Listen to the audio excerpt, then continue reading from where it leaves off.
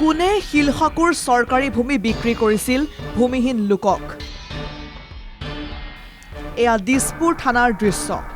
আৰক্ষীৰ জালত এটা মোষ্ট ৱান্টেড মাটিৰ দালাল নাম কিশোৰ দাস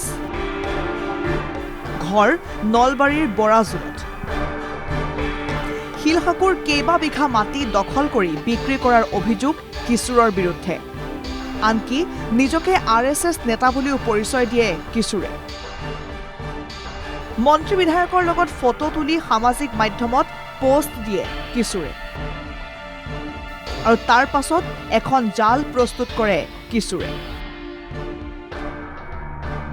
খালী মাটি দেখিলেই জোৰ জবৰদস্তি দখল কৰাত সিদ্ধহস্ত প্ৰবঞ্চকটো কেৱল মাটি দখল কৰাই নহয়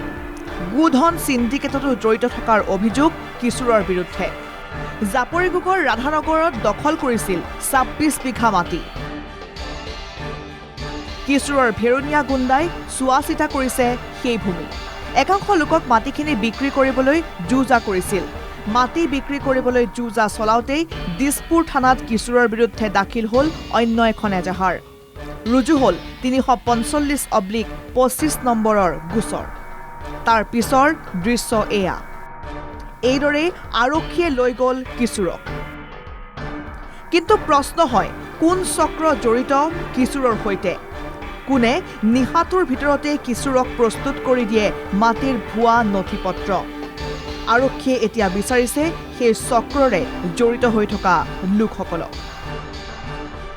ভিডিঅ' জাৰ্নেলিষ্ট জেনাচাৰ বড়োৰ সৈতে বিনয় কলিতাৰ ৰিপৰ্ট NKTV+।